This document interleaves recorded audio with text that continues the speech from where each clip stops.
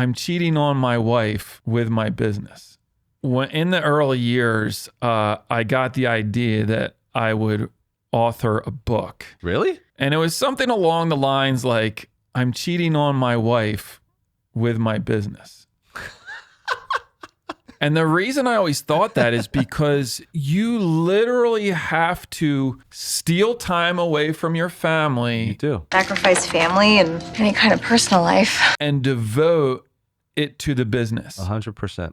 As hard as it is to say that, it is so true. It is like having an affair. And for those who are not like married or engaged to be married, let's say you're 22 and you don't have a significant other. What would be the analogy there that he or she could understand?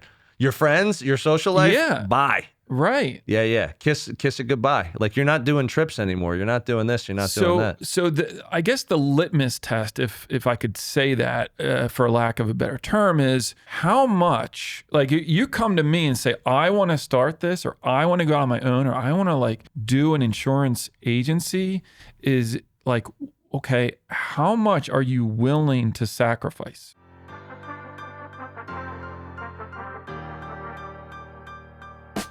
Welcome to the podcast dedicated to real estate, insurance, and building your business. Join us as we take you along our own business building journeys with additional wisdom from our network of local and national experts. Welcome to Bricks and Risk. This episode is brought to you by Property Management Redefined. PMR is not just managing properties, we're creating partnerships that build long-term success for property owners. John and his team can be reached at manage@gopmr.com or by phone 267-753-6005. Tim? Yes, Sean. Who's a good client for PMR? Property Management Redefined is looking for property owners who value three things: accountability, reliability, and a results-driven approach. They want to maximize returns, but still provide client and tenant satisfaction. There's a lot of property managers out there. Yes, there are. What does PMR do really well? Biggest thing is they're seamless and they're worry-free. So with that approach in mind, it allows the property owner to put their trust in PMR and know that the results will be there. The other thing I think a property owner is really going to value, because they do it so well, is that they have a local expert team, boots on the ground, managing your properties and your tenants' expectations every day so that you feel good about your investments. We have millions of listeners out there. Tens of millions. If they want more information, how do they find PMR? Right here, guys. Reach out to John Sachs and his team at Property Management Redefined. We'll take good care of you. Hey, everyone. Welcome to another episode of Bricks and Risk. I'm Timmy Garrity. And I'm Sean Mooney. Shawnee P. What's happening, sir? Not much. This is an interesting Obey hat. I haven't seen this. It's kind of sweet, actually. What is it? So this is the official Obey X Bad Brains Really? hat. Whoa, what makes it that? I'm trying to even understand. So it's the Bad Brains album look. Oh, that's one of their album covers, basically?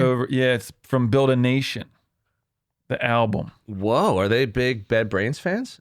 I mean, they must be. I don't know. That's pretty dope. Fun fact, who was the producer of Build a Nation album from Bad Brains? I'd love to know. I don't know any Bad Brains music, so why don't you tell me, Mr. Music Historian? Adam Yauch, Who's Adam Yauch? MCA. Oh, really? I don't think I realized that was his last name. Yeah. MCA was the producer of the album? How did he get involved in that? He just always loved them. Really? Fun fact. That is a fun fact. So he must have been young. Was that one of their earlier? I think it was around the Bad Brains had been around for 30 years. I think when they did that album. Oh, okay. So I don't think MCA was. Oh, so this was like a later album for Bad Brains. Gotcha, because they're an older band. Yeah. All right, cool. What are we getting into today?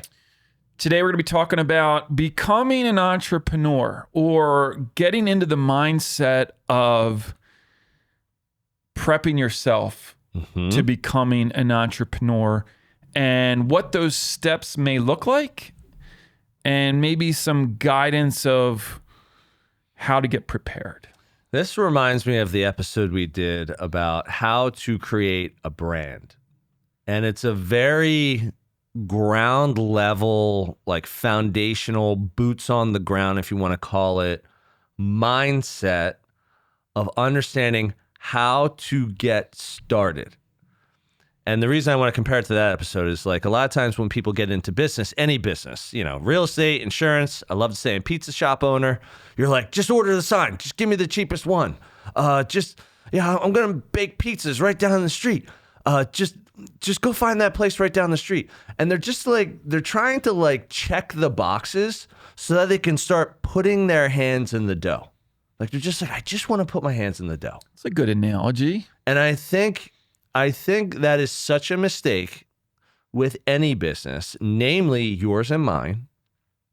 Someone just wants to get out there and start showing people houses, or someone wants to get out there and start writing premiums in insurance. They're like, I've always wanted to do this myself. I just want to like grow this big premium book of business and call it Timmy G's Insurance Premies.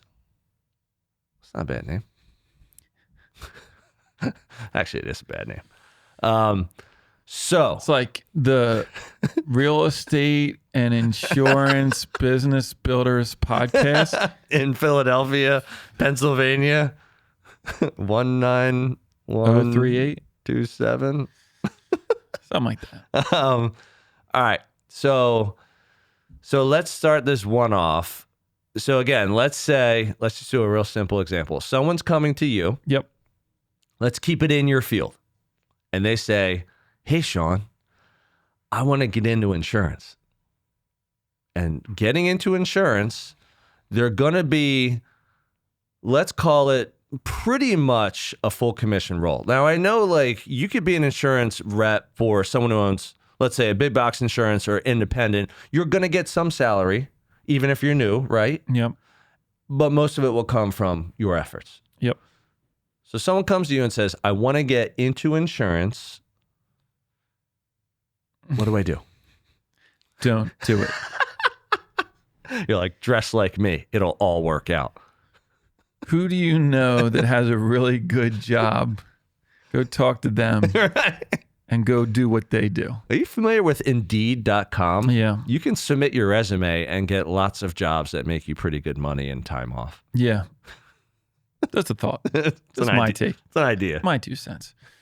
So someone coming to me, kind of putting that at my feet, Yeah. and they don't have insurance experience. They say, I talked to a guy and he's a real successful insurance person. I have an interest in insurance. I want it. My grandfather did it.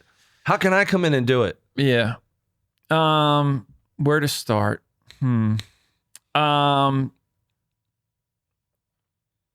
Number one, don't open your own agency, right? So like the first step into getting into insurance is not starting an agency, right? Yep. So the first step being is you're going to have to find your footing.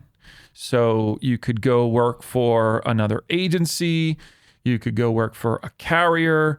You could do underwriting, or at the very least, take some classes and, just get some exposure into insurance. Is there a such thing as insurance teams? Like, do teams? It's pretty much you're either like a big box in an agency office or an insurance. Yeah. Okay, cool. I was just checking. I mean, you could probably do that, but it would have to be driven by the team leader who's just making it rain. Yeah, so that really wouldn't make any sense. Yeah. All right. So it's really like go get experience. Number one. Don't start an agency.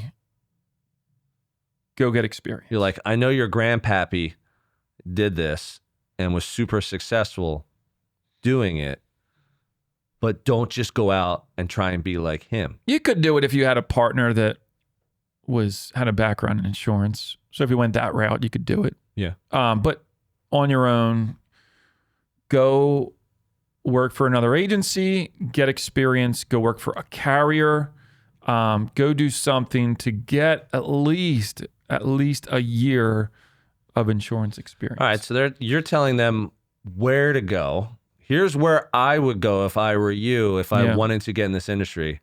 Now the next question would be from him or her is, how do I get it moving?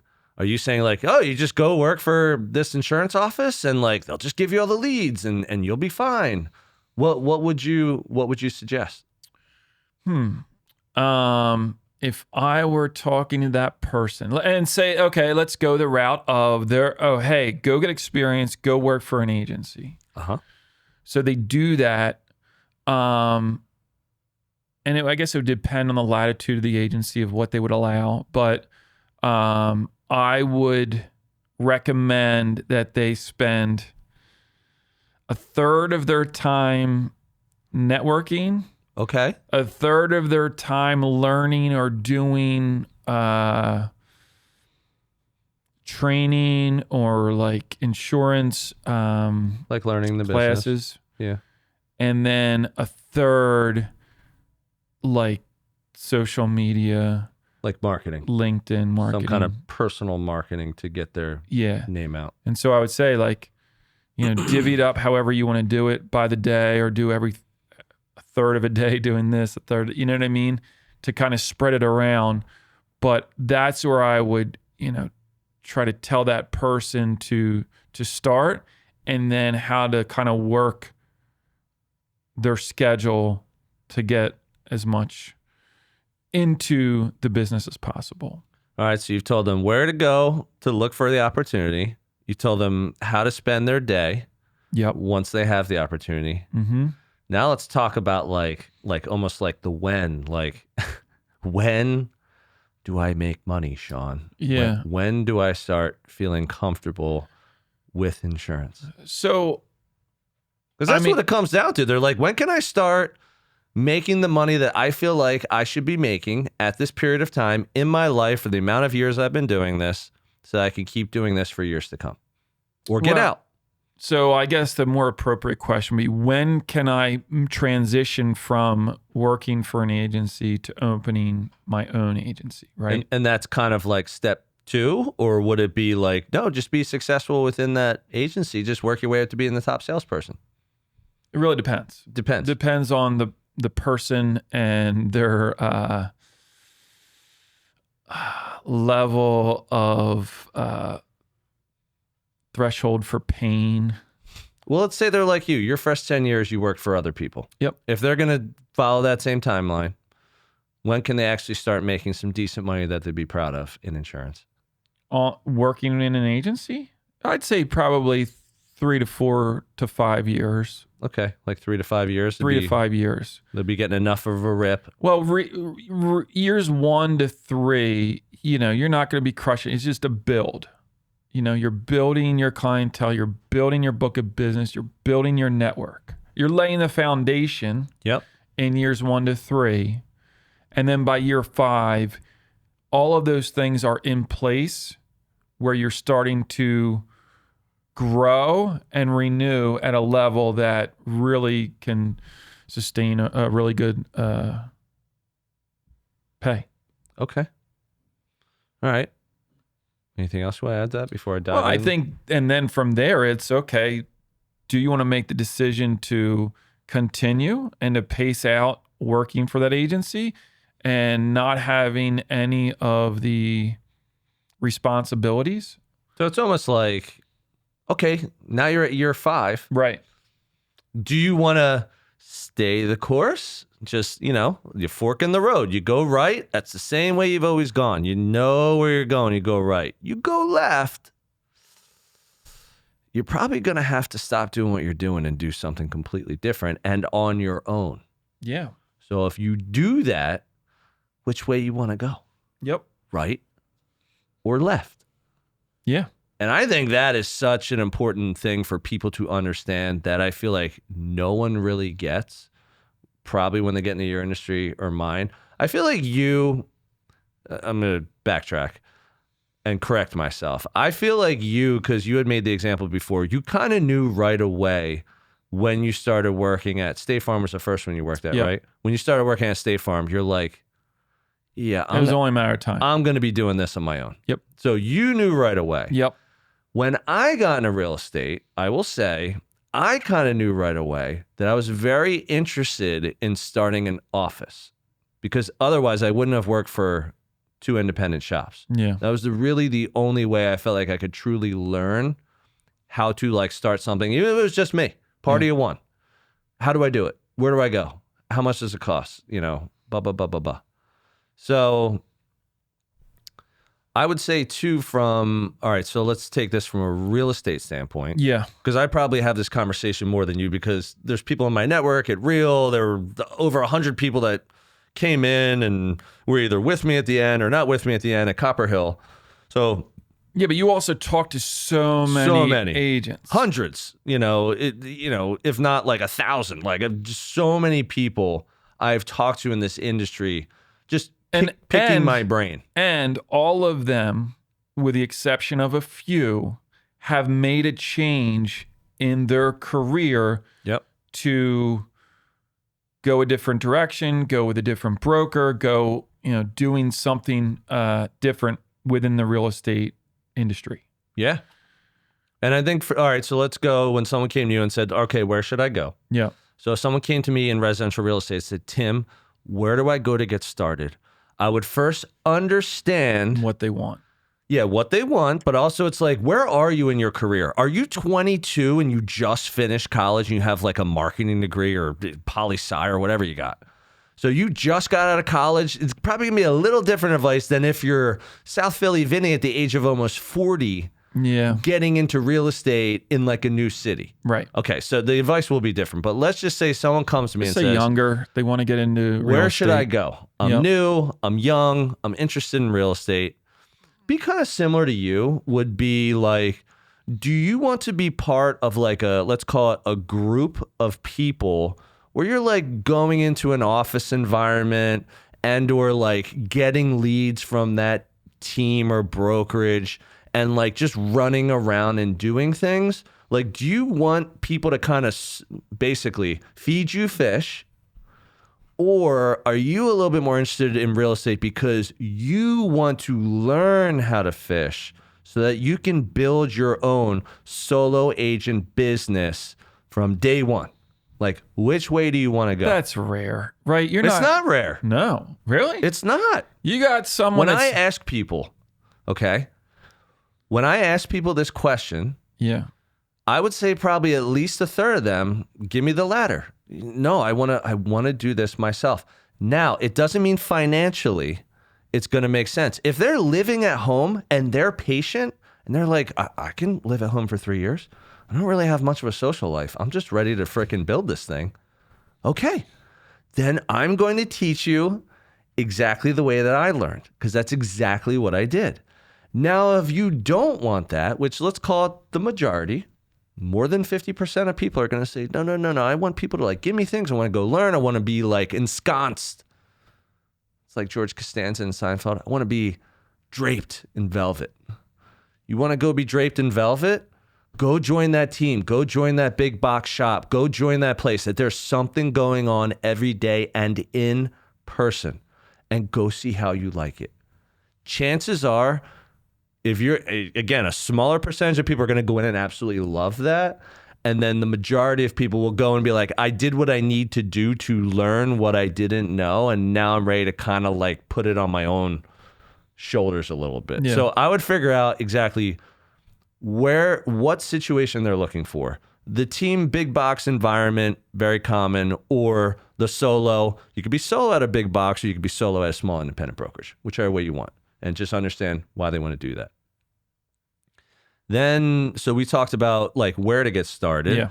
And then yours was like, okay, how? Like, would you say a third of your time on networking and a third of your time Education, learning and the then marketing. business and a third on marketing? Okay.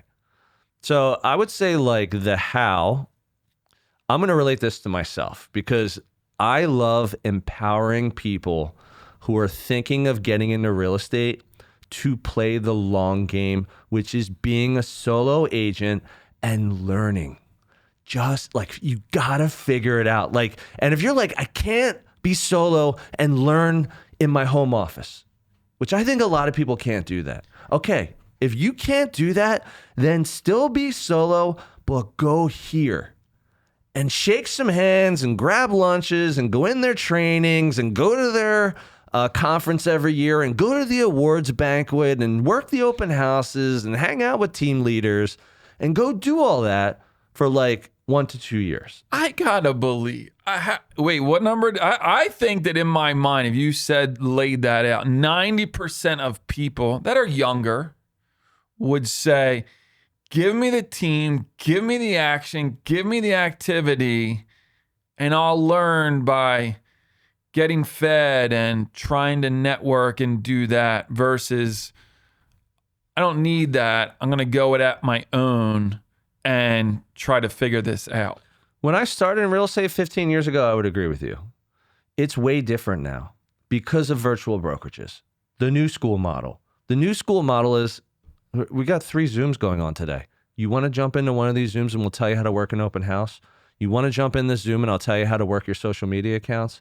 You want to jump in this Zoom, we'll go over the agreement of sale.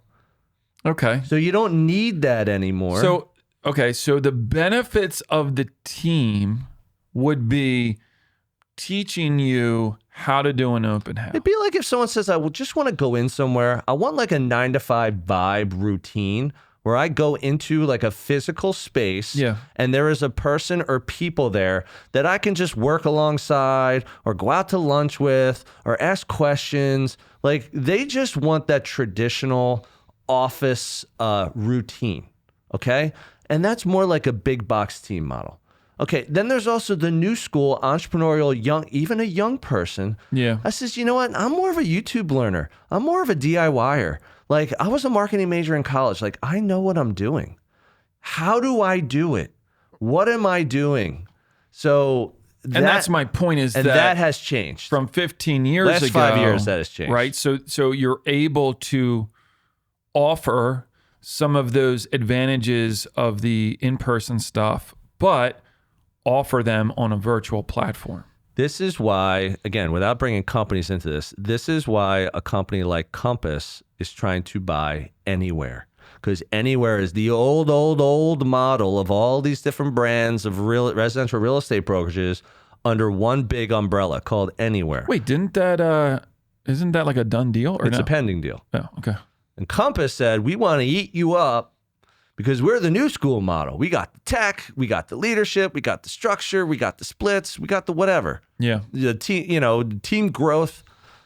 So they're trying to gobble them up. Right. Because in the last 5 years, like I said, I go into an office on a Tuesday at 11 a.m. or a Thursday at 1 p.m. and there's 3 people in this office of 300 agents. Okay, no one goes into the office anymore unless there's a reason to go into the office. You got a team that goes into the office Monday through Thursday for 6 hours a day. You're going to go into the office Monday through Thursday for 6 hours a day because that's what the team is demanding and requiring of you. But if your team says, I'd rather you work out of your house and hit me up when you need me, you're going to work out of your house because you can do it all from your house. Yeah. So that's the big change. So if someone came in and said, hey, how do I do it? How am I spending my time? The number one thing I would tell them, whether they're going the old school way or going the new school way, is you want to start building your personal brand. This is the number one thing I would tell you. And you can do that so many different ways, like 1,000 different ways. Yes. And well, Tim, why should I build a personal brand? Because what you're going to find is that your name and your book of business will matter than any brokerage or any team you will ever work for in your entire residential real estate career. Bottom line. And it's only going to be more exacerbated as we move into the future with AI, with tech, with influence, with social media, with everything that's going on. Personal brand matters more every day now than it did before. Way more. So I would start telling them, I want you to be solo. And work for whatever brokerage you want. You want the big box? If you vibe with that, go with that. If you want the small corner shop with 5 agents, that's what I did. Go with that. So figure out the vibe that you want, but go in solo and start building your personal brand. Okay, Tim, how do I build a personal brand?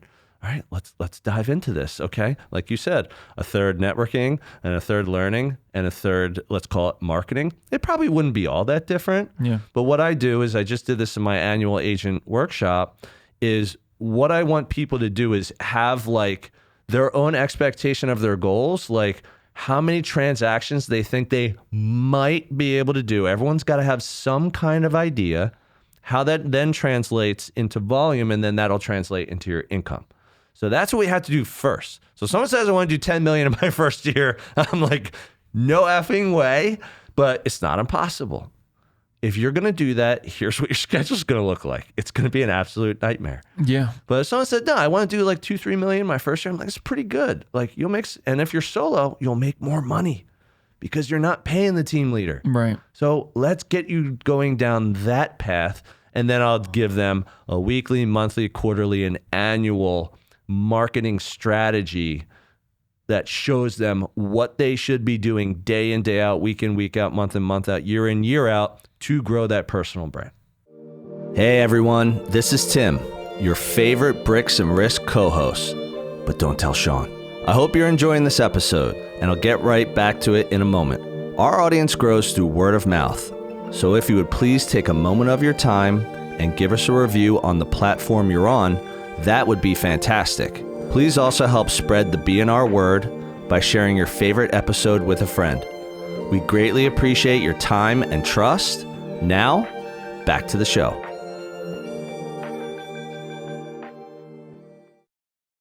So that is the how. And then the last one with time. Have you ever come across where someone came to you that said, I want to get into real estate, that already had like a social media brand, like a presence? Oh yeah. And they're like, hey, I've got this network, I got this, followers on social. Let me just convert that in and do real estate. I mean, I'm just going to give a shout out to Corey Jacobson. Perfect example. Wealth Juice podcast, shout out to Wealth Juice. He already had a community. Yeah. He has a community. Yep. So because he's got a community, he also has influence. And now he got his real estate license and he's like, okay, how do I use my influence to build my real estate agent business? Mm-hmm. And the first piece of advice I gave him is I have a team. I said, don't even jump on my team. Yeah. I don't want you to do that. Go solo. And if you like where I'm at and you want to work alongside me to learn, let's do that. And we'll work deals together and we'll meet up, we'll collaborate, we'll network, we'll do things together. Yeah. And that's how you will learn based on what you already have and where you want to go. So for him, that was a great, to your point, that just happened recently. Yeah, good example. But there have been multiple people. I've met like TV personalities. I've met people that have been like VPs in like large home builder companies that just have these massive networks and this like name like in and around Greater Philadelphia. Yeah. And they're like, okay, I'm ready to be a residential real estate agent at a brokerage. I'm like, okay, like you're pretty far along. You're far along, but most people will not tell you how to cultivate your sphere of influence the right way day one, because if you just go join someone's team, they're just going to make you a lackey. They're going to be like, okay, we got 5 open houses a week. You need to do at least 2. That's a rule of the team. Okay, we get 100 cold leads a month. You got to call at least like 10 of these a week. That's what we do as a team. Or, hey, we do this conference every year. You have to pay for the ticket. You have to go to the hotel. You have to go hang out with us at this conference. You've only been doing this 3 months, but you have to spend $3,000, $5,000 at this conference because that's what we do as a team. There's nothing wrong with that. But that's what some people pitch. You're either in or you're out. And if you're out, bye-bye. Yeah. So I like trying to let people figure things out. And then you can pivot back and forth. You could always go from solo for a year and be like, I think I want to jump on a team for a year. Go jump on a team. What are you looking for? Maybe I can actually help you find the right team now that you've been doing it for a year. Or go look up teams online. Like you can just do a Google search and find hundreds of teams and go pick the one you want. But the last one was really like when to start making money. In residential real estate, solo or team member, 9 times out of 10, you are going to be broke for 2 years. Like broke. You could be the 1 out of 10 that just hustles, that has a network, that has influence, whatever, and you will make a decent living in your first year 1 or even year 2. What was 9 South, out of 10? Yeah, what was South Philly Vinny's story? Because I know we talked about that on the podcast a little bit in terms of how he got started, and really, wasn't it for him a couple years to really start to get going? Yeah, he only went solo in the last year, and I think he's been doing it for 6 years. So he did 5 years on a team. 5 years on a team. Yeah. So it probably took him even a solid 2 years on the team to get going, to actually start making some money. Yeah. Because, unfortunately, I don't want to downplay teams at all, but when you're on a team and you're brand new and you're really relying on the team for those leads or opportunities, like if they say, here is a buyer or seller lead, and you go out and capture it, you might only get like 25 to 50% of the actual commission once you capture it and they close. So that's like, you're going to have to do 4 times the amount of work as almost a solo agent just to get that income. Well, the other part of that, which is kind of fascinating in his story, is the emergence of his personal brand. Yeah. Right? So when you're on a team, it's probably a little bit harder, not for everyone. I'm speaking in generalities here, but for you to develop your personal brand within the team structure, right? When you're on your own, it's like that's all you got. You have to. Your hand is forced. Well, and I think too, it's like the old way of doing real estate is the brokerage itself was part of your personal brand. Yeah. I work for this big box shop or this independent brokerage. This is the kind of agent I am. This is where I'm identifying myself as an agent. Okay, that's the way it used to be. Then the new school brokerages came and they're like, no. Remember that old thing? Like, just throw that in the toilet. Now you want to lead with your solo agent brand or your team brand first. And we're here like in the background. We're here to give you an additional layer of credibility and value, but you don't need to put us first. Put yourself first. Yeah. And when you're getting started in real estate, if you go work for a team, you really do kind of have to lead with the team first. I'm part of the Williams team. Yeah, most brokerages, again, some people lead, even if you're on a team, some people still lead with that big brokerage's brand, but that's becoming not as common. You're going to build your credibility year 1, year 3, year 5, like Vinny did, based on the team that you work for. Yeah. So what are you doing? You're wasting 1 year, 3 years, or 5 years Not wasting, you're learning. Not wasting, but it's impeding your growth of your personal brand. You can't start the runway for your own agent personal brand until you are done with that team, for the most part. I'm going to say 9 out of 10. Okay, so the high majority, you got to follow with the team first, yourself second. If you go solo, you have to lead with yourself first. Old school or new school brokerage, you have to do that because you are not going to survive in today's cutthroat world of million plus realtors and everyone out there on every social channel, everywhere, shaking hands, kissing babies in person, podcasts, YouTube, everything that's out there. You will not survive if I'm just Tim Garrity realtor and I'm crossing my fingers for deals and I have no team, no support. It's interesting when people ask me, I get the question like, what do you do for a living? And I'm like, oh, I have an insurance office. You're like, I try on hats. Yeah. I'm a professional eBay buyer. If you'd like more details, hit me on the QR. No, and then they say, oh, like who do you, there's an expectation there that, oh, you run an insurance office. Oh, you must be linked to one of these big box insurance companies. You must be a State Farm, or you must be an Allstate. Right.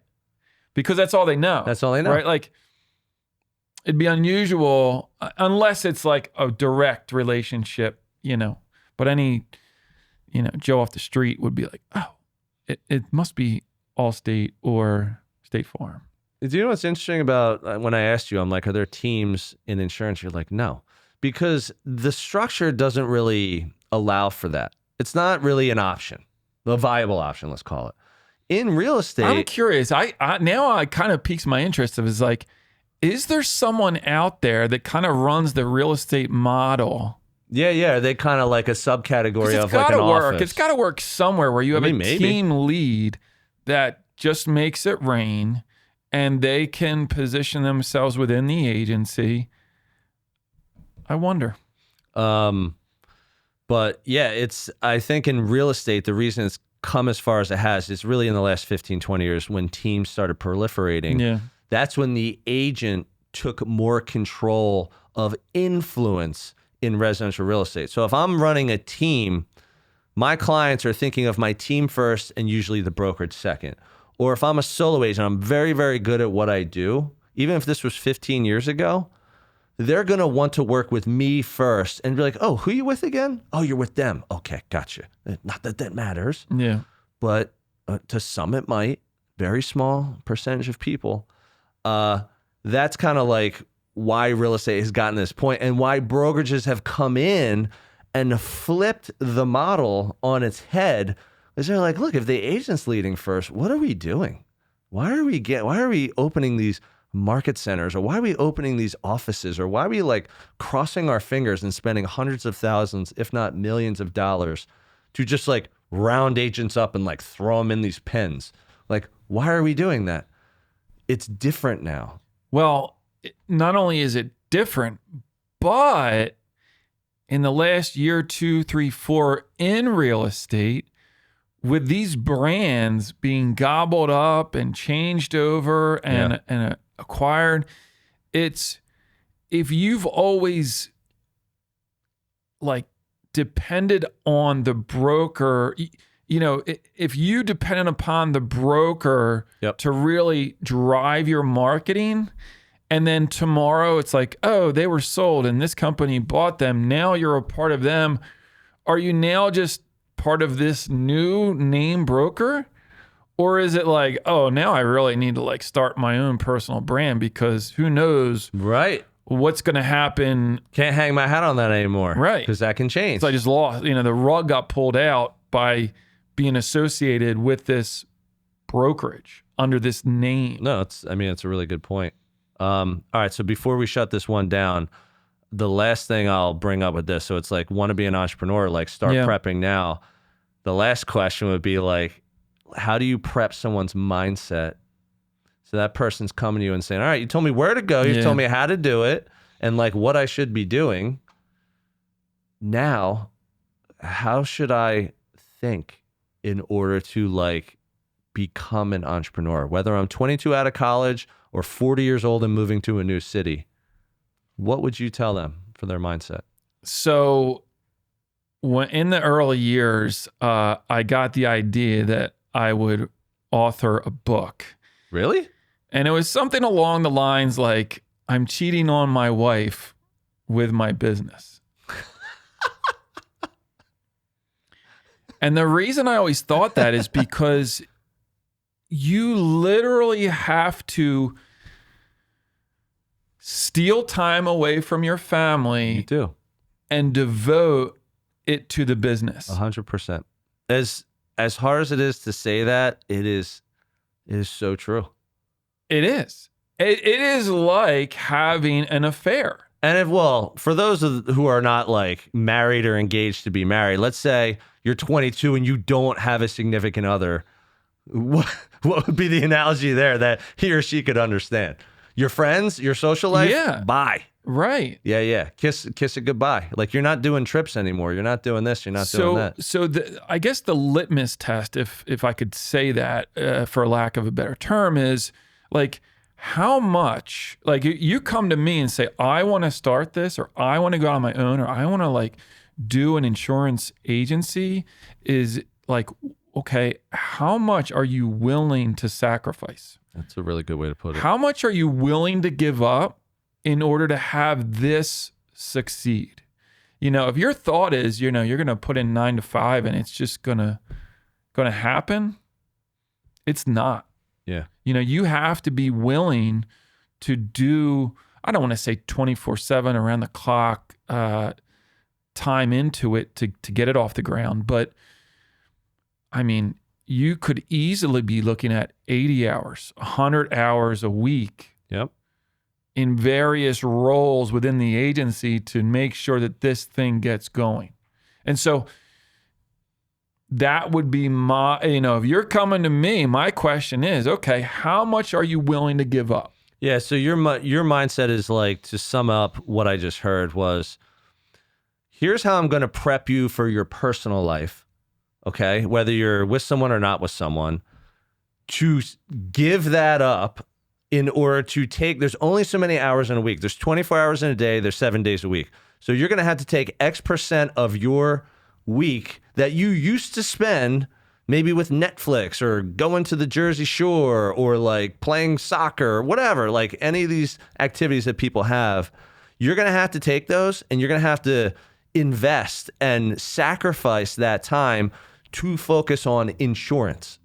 You're going to have to use those extra hours. Yeah, because if you think about it in the beginning, right, you're the marketer, you're the accountant, you're the producer, you're the service team. You play all these roles within the agency.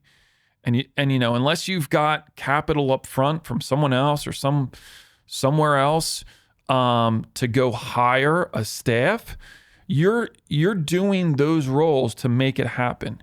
And in order to do those roles, you need to have the time necessary to do all of those roles. Yeah. And so that's where it's 70 hours, 80 hours, 90 hours a week to make sure all of these different jobs are getting done. No, that's really good. I would probably say for myself, if I were giving advice to someone like getting into real estate, the mindset I would give them is one word, and I would tell them it's commitment. If you are not committed to the idea of being a residential real estate agent for the next, let's call it 15 to 20 years, I think you're barking up the wrong tree, especially with where things are going today. Because if you don't, let's say you even took South Philly Vinny's route, shout out to our man, by the way, and you just go start on a team, that's fine. He did that for 5 years. Some people do it for 3, some people do it for 10. And then they go out on their own. That's totally fine. But that's all less than 15 or 20. So they're just saying, I just want to do it this way for this period of time until I feel comfortable to start leading with my name, let's call it. Okay. So the commitment is the number one thing I would give as advice for mindset. You have to be committed to residential real estate for 15 to 20 years if you want to see real success. And if I can look at my own journey, look, I pounded for my first 5 years. I got that up to, in the teens of volume, basically as a solo agent, which is very hard to do. Yeah. But like you in insurance, when you started, I was just working like 80 hours a week. That's just what I did. And that's fine. I don't want to tell anyone you got to work 80 hours a week. If you want to work 60, you want to work 40. That's fine. But now this isn't a 15, 20-year learning curve. This might be a 25, 30-year learning curve if you only want to put 40 hours a week into real estate. That it's just the way it is. It's the commitment gets you in, the commitment gets you the runway, and the commitment puts you on the path to knowing that this is your career. Because that's what real estate is, in my opinion. It's a career choice. If you're like, I'm going to do this for 2 years and hopefully I can make 60 grand or 100 grand or whatever, and then I'll feel good, wrong business. Because if you are only looking at what you can make, you have no idea what it takes to come in, to learn, build the relationships, the vendor relationships, the Google business profile reviews, the name that you have in and around your metro area that other agents can speak highly of you and say, oh, I've worked with this person, they're fantastic. You have no idea what you're up against in today's day and age because it is cutthroat. And the reason that 87% of people get in and out of real estate in 5 years or less is solely because of that. It's commitment. They're just not committed. They're trying to make money. Again, maybe they're following a passion. Okay, I love real estate. That's awesome. But if you're only working 20 hours a week, don't expect this to be much of anything. Not very passionate. No. If you're only working 20 hours a week. Well, hey, some people are parents. Some people keep their other job. And they have to keep those things. Like, I don't want to like judge anyone from like. Yeah, but they're only passionate. They're passionate about being a parent. That's fine. Exactly. Yes. Like, do you? Then don't expect this thing to Right. take off. Yeah, exactly. So that's a really good point. But that's what I would recommend. So let me go ahead and shut this one down. Let's close it out. YouTube, get us on the YouTube. We keep barking at you guys. We need your subscriptions. If you like the show, find it entertaining, hit that bell. Questions, comments, any little tidbits you want to add into the show, hit us on the email, bricksandrisk@gmail.com. Audio, you can find us on Apple, Spotify, social media, Facebook, Instagram, and LinkedIn. That's all we have for this one, folks. Thank you for tuning in again to another episode of Bricks and Risk. See you next week. Thank you for joining us on another episode of Bricks and Risk. Our goal is that you walk away with 1 or 2 valuable nuggets, and we greatly appreciate you sharing your time with us today. You can find all B&R episodes on Spotify, Apple Music, YouTube, and anywhere else you get your podcast content. Until next time, keep learning and keep growing.